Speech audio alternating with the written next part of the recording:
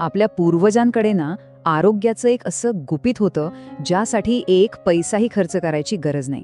पण त्याचे फायदे मात्र आजच्या महागड्या उपायांपेक्षाही कितीतरी पटीने जास्त आहेत. चला आज तेच गुपित उलगडून पाहूया. जरा विचार करा, पचन सुधारण्यासाठी महागडी औषधं, वजन कमी करायचं म्हणून जिमची मेंबरशिप आणि सांधेदुखीसाठी फिजिओथेरपी. आपण आरोग्यासाठी किती आणि काय काय करतो नाही का? पण विचार करा, जर ह्या सगळ्या समस्यांवरचा उपाय एका अगदी सोप्या आणि विनाखर्चिक सवयीमध्ये दडलेला असेल तर मग खरा प्रश्न हा आहे की आज आपल्याकडे एवढ्या सगळ्या सोयीसुविधा आहेत, तरी सुद्धा आपले पूर्वज आपल्यापेक्षा जास्त निरोगी, जास्त फिट कसे होते? असं कोणतं रहस्य होतं त्यांच्याकडे जे आपण कुठेतरी विसरून गेलो आहोत? आणि गंमत माहितीये काय? याचं उत्तर कोणत्या तरी नवीन संशोधनात नाहीये, उलट एका जुन्या परंपरेकडे परत जाण्यात आहे. त्यांच्या रोजच्या अगदी साध्यासुध्या जेवणाच्या पद्धतीतच आरोग्याची खरी गुरुकिल्ली लपलेली होती. कल्पना करून बघा, फक्त एक छोटासा बदल, डायनिंग टेबल सोडून जमिनीवर बसून जेवण्याचा. एवढ्याशा बदलाने आपल्या शरीराचं संपूर्ण इंजिन जणू काही रिबूट होऊ शकतं, त्याला एक नवीन ऊर्जा मिळू शकते. चला तर मग याच्या पहिल्या आणि सगळ्यात मोठ्या फायद्याकडे वळूया. जमिनीवर बसण्याची ही जी साधी क्रिया आहे ना, ती खरं तर योगाचाच एक प्रकार आहे, माहितीये? आपण ज्याला अगदी सहजपणे मांडी घालून बसणं म्हणतो ना, त्यालाच योगशास्त्रामध्ये सुखासन असं म्हणतात. आणि हे आसन काय करतं तर आपलं मन शांत करतं आणि शरीराला पचनासाठी तयार करतं, म्हणजे शरीराला रेस्ट अँड डायजेस्ट मोडमध्ये घेऊन जातं. आणि मग जेव्हा शरीर या रेस्ट अँड डायजेस्ट मोडमध्ये जातं, तेव्हा नेमकं काय होतं? सोपं आहे. आपण जे काही खातो त्याचं पचन खूप प्रभावीपणे होतं आणि त्यातून शरीराला जास्तीत जास्त ऊर्जा शोषून घेता येते. थांबा, फायदे फक्त पचनापुरतेच नाहीत. हीच साधी सवय आपल्या हृदयासाठी आणि वजन नियंत्रणासाठी एक नैसर्गिक हॅक कशी बनते तेही पाहूया. हे बघा, जेव्हा आपण खुर्चीवर बसतो तेव्हा रक्ताभिसरण पायांच्या दिशेनेही विभागलं जातं. पण या उलट जेव्हा आपण जमिनीवर मांडी घालून बसतो तेव्हा रक्ताचा सगळा प्रवाह थेट पोटाकडे, म्हणजेच आपल्या पचनसंस्थेकडे वळतो आणि साहजिकच यामुळे पचनक्रिया आणखी सुधारते.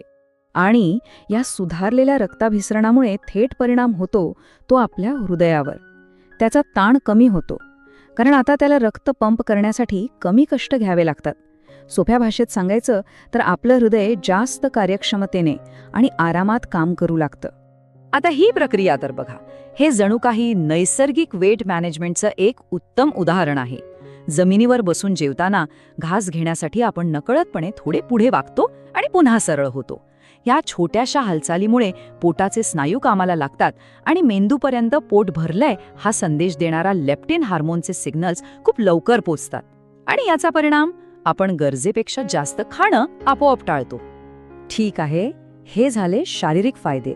पण आता जरा याच्याही पुढे जाऊन पाहूया की या एका सवयीचा आपल्या दीर्घकालीन आरोग्याशी आणि अगदी आपल्या आयुष्याशी काय संबंध आहे. एका संशोधनातून एक खूप इंटरेस्टिंग गोष्ट सिद्ध झाली आहे. त्याला सिट राईज टेस्ट असं म्हणतात. या टेस्टनुसार जे लोक हाताचा आधार न घेता जमिनीवरून अगदी सहजपणे उठून उभे राहू शकतात, त्यांचं आयुष्य जास्त आणि आरोग्यपूर्ण असण्याची शक्यता खूप वाढते. का? कारण हे शरीराची लवचिकता आणि संतुलन दाखवतं. खरंच विचार करण्यासारखी गोष्ट आहे, नाही का? स्वतःच्या शारीरिक क्षमतेची ही एक किती साधी पण तितकीच प्रभावी चाचणी आहे. कारण जमिनीवर बसण्याच्या आणि उठण्याच्या प्रत्येक क्रियेमध्ये आपले गुडघे, नितंब आणि पाठीचा कणा यांची एक नैसर्गिक हालचाल होते. आणि हीच हालचाल आपल्या सांध्यांसाठी नैसर्गिक वंगणासारखं काम करते.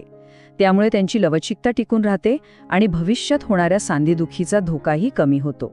पण ही सवय फक्त शारीरिक फायद्यांपुरती मर्यादित नाही. याचे मानसिक, भावनिक आणि सामाजिक फायदे सुद्धा आहेत. आयुर्वेदानुसार एक खूप छान संकल्पना आहे. आपल्या पाठीच्या कण्यामध्ये सुषुम्ना नाडी नावाचा एक अत्यंत महत्त्वाचा ऊर्जा मार्ग असतो. असं मानलं जातं की जमिनीवर ताठ बसून जेवल्याने ही नाडी सक्रिय होते आणि त्यामुळे शरीर अन्नामधील सूक्ष्म पोषक घटक म्हणजे मायक्रोन्यूट्रियंट्स जास्त चांगल्या प्रकारे शोषून घेऊ शकतो. इथे बघा, सगळ्या गोष्टी कशा एकमेकांशी जोडलेल्या आहेत. सुखासनामुळे मन शांत होतं, ज्यामुळे पचन सुधारतं. ताठ बसण्यामुळे सुषुम्ना नाडी सक्रिय होते, ज्यामुळे पोषण वाढतं आणि कुटुंबासोबत एकत्र बसल्यामुळे भावनिक आरोग्य सुधारतं. हे एक परिपूर्ण आरोग्यचक्र आहे, नाही का?